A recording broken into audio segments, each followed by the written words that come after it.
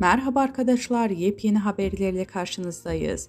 Hande Erçel sosyal medyada Türkiye'nin en çok takip edilen oyuncusu olma unvanını hala üzerinde taşıyor. Instagram'da 31 milyon takipçisini geride bırakan Hande Erçel, yeni dizisi Bambaşka Biri ile son dönemde sosyal medyanın gündeminden düşmeyen biri oldu.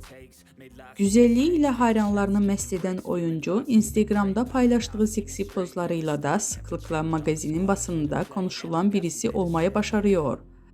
Aşk yaşadığı Hakan Sabancı ile sürekli gazeteler sayfalarını süsleyen ünlü oyuncu, ayrıca internet basınında da yoğun şekilde haberleri yapılan isimlerin başında geliyor.